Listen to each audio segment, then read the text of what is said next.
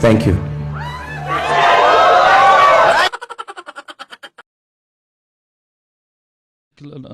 نصيحة لشخصيتك. أنا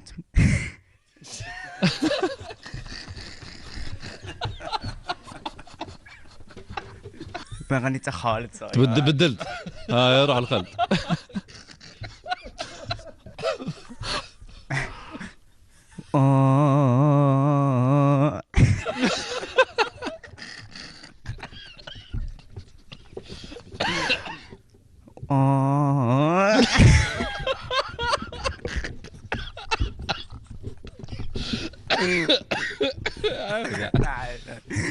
لا كورة درك تغني درك.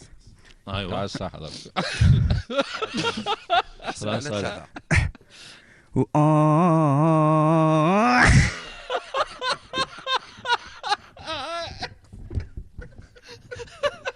علاش تلوموني؟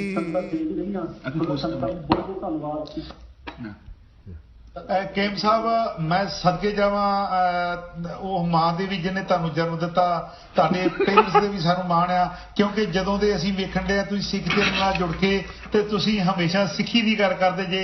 ਤੁਸੀਂ ਇਹ ਤੁਹਾਡਾ ਮਿਸ਼ਨ, ਇਹ ਸਾਰਾ ਇੱਕ ਮਿਸ਼ਨ ਹੈ ਕਿ ਸਿੱਖੀ ਕਿੱਦਾਂ ਵਧੇ ਫੁੱਲੇ। ਮੈਂ ਤੁਹਾਡੇ ਪ੍ਰੋਗਰਾਮ ਬੜੇ ਅਟੈਂਡ ਕੀਤੇ ਬੱਚਿਆਂ ਦੇ, ਕਮਿਊਨਿਟੀ ਦੇ ਵਿੱਚ ਵੀ ਵੱਖ ਵੱਖਰੇ ਜਗ੍ਹਾ ਤੇ, ਕਿ ਤੁਸੀਂ ਕਿਸ ਤਰ੍ਹਾਂ ਇਹ ਸਿੱਖੀ ਨੂੰ ਪ੍ਰਫੁੱਲਤ ਕਰ ਰਹੇ ਜੇ। 5 ਸਾਲ ਦੇ ਬੱਚਿਆਂ ਦੇ ਸ਼ੋਅ ਵੇਖੇ ਇਹਨਾਂ ਦੇ ਹੁਣਾਂ ਦੇ ਨੌਜਵਾਨਾਂ ਦੇ, ਮੈਂ ਹੈਰਾਨ ਹੋ ਗਿਆ। ਉਹ ਵੱਖਰਾ ਗਰੁੱਪ, 10 ਸਾਲ ਦੇ ਏਜ ਦੇ ਬੱਚਿਆਂ ਦਾ ਲਖਵੀਰ ਸਿੰਘ ਜੀ ਵੱਖਰਾ ਗਰੁੱਪ, ਉਹ ਤੋਂ ਵੱਡਿਆਂ ਦਾ ਵੱਖਰਾ ਗਰੁੱਪ। ਇੰਨੀ ਹਰਿਆਲੀ ਆ।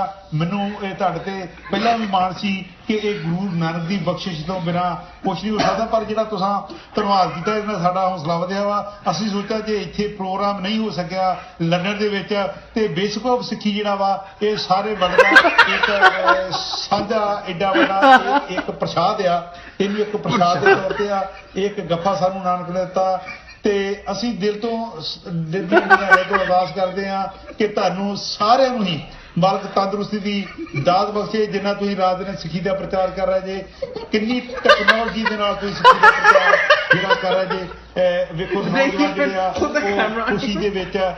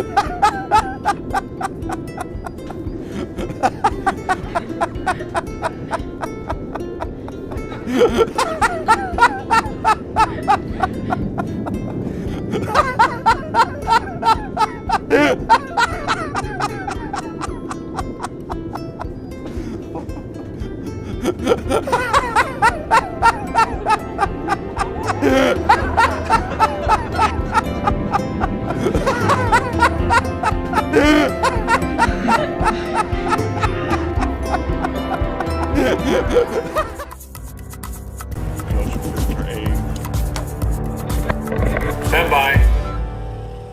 Action.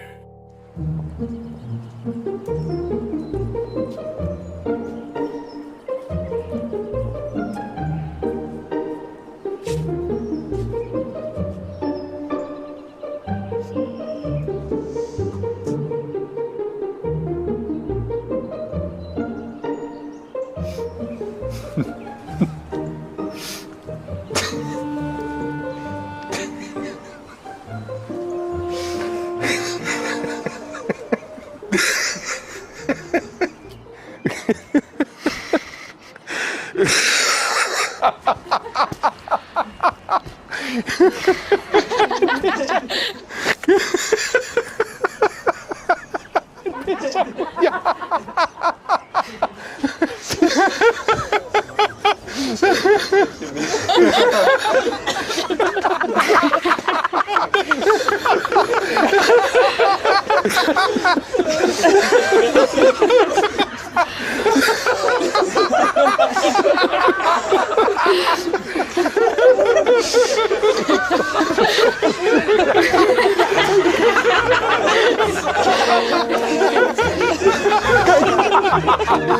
ha!